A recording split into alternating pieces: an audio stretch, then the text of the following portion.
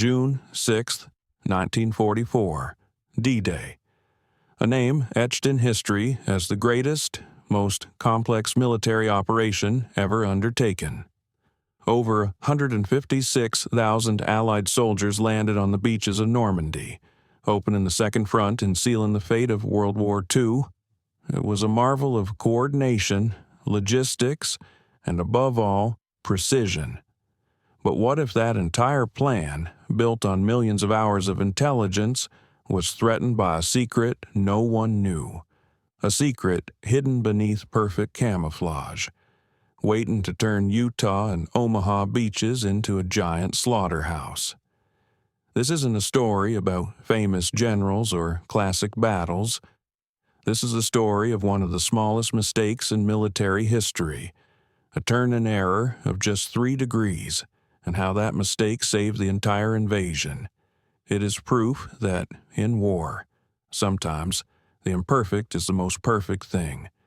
Meet Lieutenant James Jim Harper, a U.S. Navy navigator, a hero of the numbers. He was the last person you'd ever want to see make a mistake. But on the night before D-Day, during a final reconnaissance mission off the coast of Normandy, Harper made an error so small it was almost imperceptible. His fast patrol boat, PT-109, had strayed from its designated route. Just 3 degrees. A tiny distance on a map, but a massive gap in history. Because that slight deviation led them to an area that Allied intelligence had completely ruled out. A patch of water they believed to be worthless, and there, hidden in the darkness, was a massive German fortress, not on any map, a structure designed to turn D-Day into an unimaginable disaster. It was called Löwenherz, the Lion's Heart. To understand the significance of this discovery, we must go back to the context of Nazi defenses. Since 1942, Adolf Hitler had ordered the construction of the Atlantic Wall, a coastal defense system stretching over 5,000 kilometers from Norway to the Spanish border. Hitler's ambition was to turn the European coastline into an impregnable fortress. The Germans spent billions of Reichsmarks, using millions of tons of concrete and steel.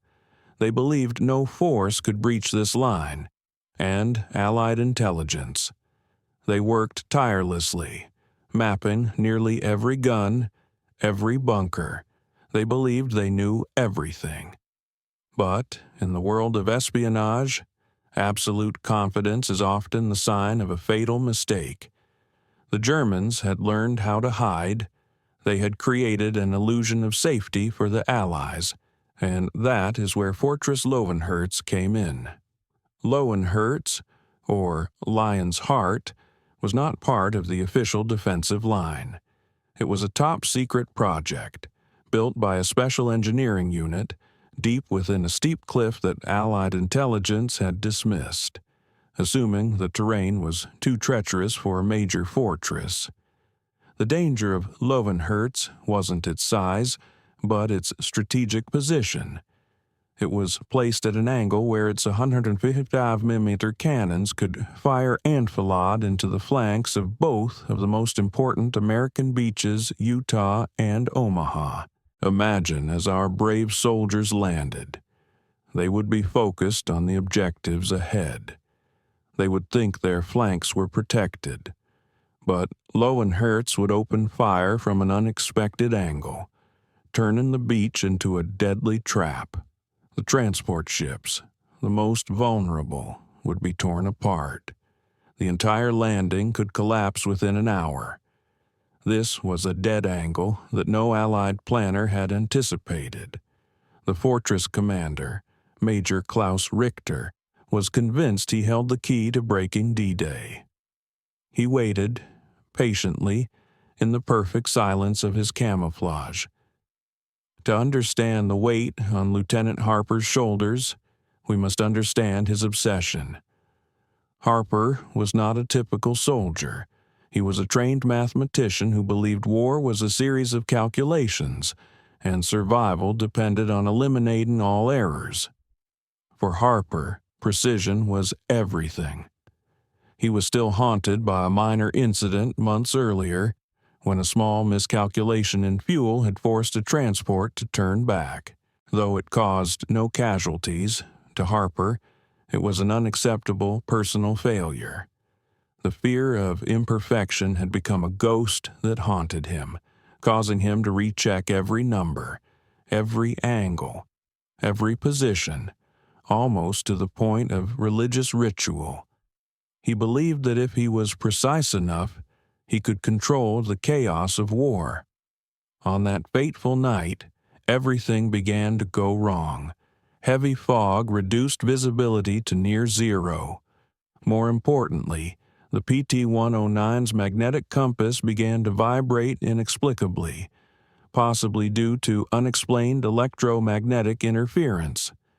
Historians later speculated it might have been a new German jamming device, or simply a local magnetic anomaly. But for Harper at that moment, it was the collapse of everything he trusted. He switched to the gyro compass, but it also seemed sluggish. He was trying to perform a complex compensation calculation in his head. He knew that, in these conditions, even a small error could lead to disaster. Just then, a large wave suddenly hit, causing the boat to lurch violently. In that moment of imbalance, his eyes misread a number on the protractor.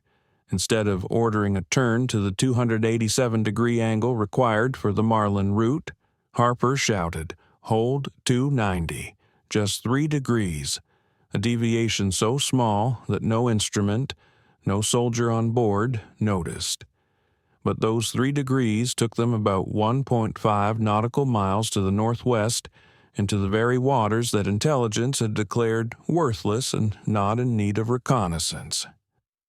As the reconnaissance time ended, Harper rechecked his calculations. A cold sweat ran down his spine. "Captain, I miscalculated. Just 3 degrees. We're off course." Vance, who had always trusted Harper's precision, was prepared to unleash his anger. A mistake like that could get them discovered and expose the entire final recon mission before D-Day. Vance's disappointment wasn't just about the ship's safety, it was the collapse of faith in the navigator he trusted most. But just then, a miracle happened. The fog began to clear rapidly, like a stage curtain being pulled back, and the sight that appeared before them made both Vance and Harper forget all errors, all anger. There, just a few hundred meters away, was a massive concrete structure, camouflaged so perfectly it was unbelievable. It blended into the steep cliff face, covered with a synthetic material that perfectly mimicked the color and texture of natural rock. This was no ordinary bunker. This was a heavy fortress, larger than any structure Allied intelligence had ever mapped on the Atlantic Wall. It was a military secret kept so well, it was almost impossible. My God, what the hell is that? It's not on the map. Captain, it's set at an angle, a dead angle. Harper, the hero of numbers, immediately recognized the significance of this discovery. The position of Löwenherz allowed it to fire enfilade into the flanks of Utah and Omaha beaches. If it opened fire, it would turn the landings into a catastrophe. Vance understood they couldn't return with a vague story. They needed proof. They decided to take a reckless action, a daring reconnaissance in a rubber dinghy, moving close to the base of the cliff. This risk was necessary, as a mere verbal report would never be enough to convince high command. Harper, with his absolute precision, began taking photographs and measurements. He identified 4 batteries, each with 255mm cannons, a total of 8 heavy guns with a range of over 20 km. He measured the angles of inclination, the azimuths, and precisely determined the firing arc that covered the entire landing zone. These numbers, meticulously recorded, were the irrefutable proof, but the risky venture didn't last long. A German sentry on the cliff top stopped, looking down at the sea. "Sentry, we have to go. Now." They returned to the PT-109 and accelerated. But it was too late. Major Richter had received a radar report of a small, high-speed target leaving the restricted area. Richter, an intelligent and vigilant officer, immediately recognized the danger. He had kept this secret for too long to be exposed by a small patrol boat, an S-boat. A German fast torpedo boat appeared, racing toward them. PT-109 was spotted. Vance yelled, "Jim, you have to get us through the minefield." Harper knew there was no marked minefield here, but he also knew that Allied intelligence suspected an invisible minefield to the east. They had to take the risk. In that life-or-death moment, Harper didn't rely on numbers. He relied on instinct, on his extraordinary navigational experience. He saw a slight change in the water's color, a sign of a weaker current, a safe gap. It was the moment his obsession with precision gave way to the flexibility of a true soldier. The PT-109 decelerated abruptly, slipping through the narrow gap. The German S-boat, not anticipating the change, was forced to slow down to avoid the shallow water. The PT-109 escaped from view, plunging into the fog once more. "We did it. Jim, your 3-degree error just saved thousands of lives." The information about Löwenherz caused a seismic shock at the Supreme Headquarters Allied Expeditionary Force, SHAF. It was less than 48 hours until D-Day. The air in the briefing room was as heavy as lead. Vance and Harper presented their evidence. The clear photographs, Harper's precise angular measurements, but not everyone believed it. General Sir Alistair, a high-ranking British officer, expressed deep skepticism. He represented the conservatism of the intelligence community, which didn't want to accept they had been so thoroughly fooled. "Captain Vance, this information is not in any of our intelligence reports. We have flown reconnaissance over that area for months. This could be a trap, or a navigator's error." Harper stepped forward. He didn't argue. He just presented the numbers. "Generals, if Löwenherz opens fire, it will cause catastrophic casualties. I have calculated the firing angles and maximum range. It can neutralize the entire landing zone within 30 minutes. Strategic analysts quickly confirmed if Löwenherz was operational. Casualties on Utah and Omaha beaches could increase by 70%. The entire invasion would fail, and thousands of lives would be lost. This failure wouldn't just be military. It would be a morale collapse for the entire liberation of Europe." "And how did you find it?" "You were off your approved reconnaissance route." "General, sir, that was my fault. I miscalculated by 3 degrees. But it was that slight deviation that led us to this discovery. I have rechecked the angular measurements and coordinates 17 times. I swear on my honor that fortress is real, and it is a mortal threat." General Dwight D. Eisenhower, the Supreme Allied Commander, had listened in silence. He understood this was a historic decision. Trust a navigator who made a mistake, or trust months of intelligence that had been deceived. Eisenhower looked at the precision of Harper's measurements, at the honesty in the young navigator's eyes. He realized that, sometimes, the truth comes from the most unexpected places. We will not allow a small enemy mistake to become our disaster. The plan must change. Within hours, the D-Day plan was urgently altered. Priority number 1, Neutralize Fortress Löwenherz. Lieutenant Harper, you are the only one who knows the exact location and approach. You will guide the commando team. Harper, who had always craved precision, was now given a life-or-death mission based on a mistake. The night before D-Day, Ha hour was approaching.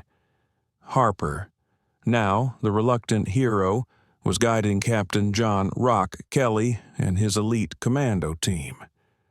I heard your story, Lieutenant. 3 degrees. Tonight, we don't need a miracle. We need your absolute precision to get us to that exact small gap. Thanks to Harper's precise guidance, the commando team landed successfully, finding the small entrance camouflaged with netting and artificial moss. Inside, the fortress was a maze. But Harper, with the detailed blueprint in his mind, led the way through the corridors. He wasn't just a navigator at sea, he was a navigator underground. They encountered a German patrol. A short, intense firefight erupted. The commandos, with their elite training, neutralized the German soldiers quickly and silently. They burst into the fire control room. Major Richter was there, trying to contact High Command. We are under attack, American Special Forces. They've found us. It's over, Major. Richter, with the resolve of a Nazi officer, did not accept defeat. He lunged for a red switch. Over no self-destruct. Harper, who was placing explosive charges, recognized it was the self-destruct system. If Richter hit it, the entire fortress would collapse, and the proof of Löwenherz would be buried forever. In that decisive moment, Harper, the hero of precision, acted on instinct. He pulled out his dagger and cut the power cable leading to the switch just before Richter could press it. How did you find us? Harper didn't answer. He just pointed to the timer on the explosives. 30 seconds.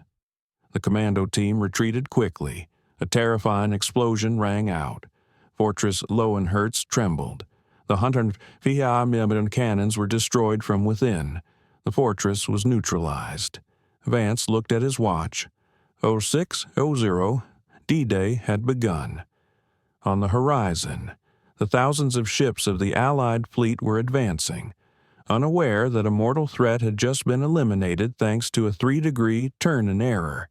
Thanks to Operation Löwenherz, casualties on Utah and Omaha beaches were significantly reduced. Löwenherz, the Nazis' greatest secret, had been neutralized. Lieutenant Harper was honored. He had learned a profound lesson. I lived with an obsession for perfection. But war isn't perfect. Life isn't perfect. It was that faulty compass that led me where I needed to be. Sometimes going the wrong way is the only way to find the truth.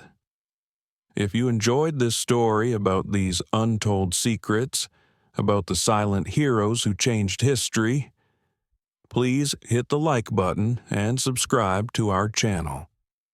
Share this story so more people can know the legacy of the redeeming mistake. See you in the next episode of Secrets of World War II. The success of Operation Löwenherz was not just a tactical victory, but a psychological one. It proved to High Command that even Germany's most secret defense plans could be broken. This reinforced faith in the adaptability of Allied forces, a key factor in the difficult months of fighting to come. After the fortress was neutralized, a special engineering team was sent to study Löwenherz's structure and camouflage technology. They discovered that the synthetic, rock-simulating coating not only hid the fortress from the naked eye but also had the ability to absorb some radar waves, explaining why previous reconnaissance flights had detected nothing unusual. This discovery provided the Allies with priceless information about German camouflage techniques. helping them adjust their future reconnaissance and bombing tactics. For Harper, his life changed completely. He was no longer the navigator obsessed with every millimeter on the map. He had learned that a map is only a representation of reality, not reality itself. He began to approach his work with a new flexibility, combining mathematical precision with keen intuition. He continued to serve in the Navy, but now he was known not just as the best navigator, but as the one who found truth in deviation. Vance, the commander of PT 109, was promoted, and the story of the 3-degree error became a small legend in his unit. He often retold this story to young navigators, not to praise luck, but to emphasize the importance of trusting what your eyes see, even when it contradicts what the map says. Major Klaus Richter, the commander of Löwenherz, was captured and interrogated. He expressed extreme astonishment and frustration upon learning that his secret fortress was exposed by a small turn-in error. During interrogations, Richter admitted that Löwenherz was his ace in the hole, designed to inflict an irrecoverable psychological and military shock on the invasion. The neutralization of Löwenherz significantly weakened the morale of neighboring German defense units, who had placed great faith in the protection of this secret fortress. The legacy of Löwenherz is not just a war story. It is a timeless lesson about innovation, perseverance, and risk-taking. It reminds us that, in the most decisive moments of history, sometimes the greatest heroes are those who dared to stray from the defined path, and that a small mistake, if recognized correctly, can become the greatest discovery, changing the fate of an entire world. Remember Lieutenant James Harper, the navigator who made a 3-degree error. He didn't just save D-Day, he taught us an important lesson about the nature of precision. True precision is not about never making a mistake, but about the ability to recognize and act on those deviations. And that is the final secret of World War II. To dig deeper into this story, we need to better understand the psychological context of the soldiers on the night before D-Day. For the thousands of soldiers waiting on the ships, it was a night of tense silence, of hastily written letters, of quiet prayers. They didn't know that their fate was being decided not just by generals, but by a young navigator and a 3-degree mistake. Meanwhile, inside Löwenherz, Major Richter and his men were also living in their own world. They had been trained to believe they were the final guardians of the Atlantic Wall, the ones who would crush the Allied invasion. Their confidence was not baseless. They had the weapons, the position, and the element of surprise. They believed they were invincible.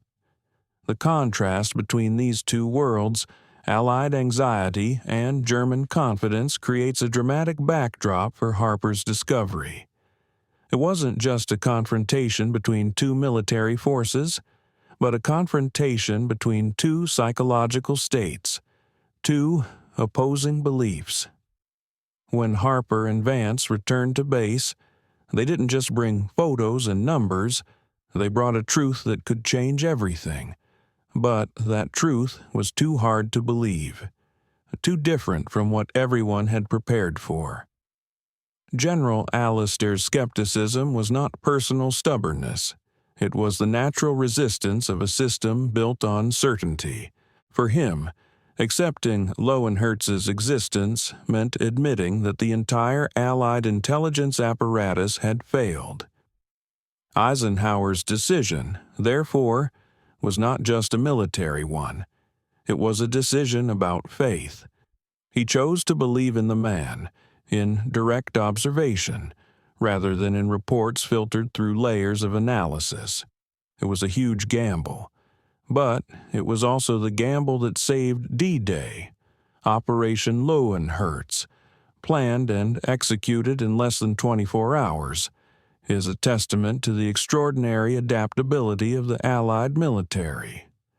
It showed that true strength lies not in blindly adhering to a plan, but in the ability to change the plan when faced with new information. After the war, the story of Löwenherz was kept secret for many years. It was considered sensitive information that could affect the reputation of the intelligence agencies. Only when the documents were declassified did the world learn the story of the navigator who saved D-Day with a mistake. Today, the story of Harper and Löwenherz is taught at military academies as a classic example of the importance of thinking outside the box. It reminds military leaders that the enemy always has surprises, and that the best preparation is not having a perfect plan, but having the ability to cope with imperfection. And that, ladies and gentlemen, is one of the most closely guarded secrets of World War II, a story of luck, courage, and the fact that sometimes history is written not by grand plans, but by the smallest mistakes. A 3-degree error that changed everything. It saved thousands of lives and helped reshape the world we live in today. A reminder that even in the darkest of times, there is room for unexpected miracles. And that, sometimes, the wrong path leads us exactly where we need to go. That is the legacy of Löwenherz, the legacy of a mistake that redeemed an entire war, a secret that history will never forget. This story is not just a footnote in the annals of war. It is a crucial chapter, a reminder that victory and disaster are sometimes separated by a single hair, a single decision, a small mistake. It shows that, in humanity's greatest conflict, the true heroes were not just the soldiers on the field, but also those who dared to believe the impossible, dared to challenge what was accepted, and dared to follow the path no one else would. That is the final lesson from the forgotten fortress and the navigator who found it. A lesson in humility, in courage, and in the power of imperfection in a world that always seeks perfection. And that is why this story, the story of a 3-degree turn in error, will be remembered forever.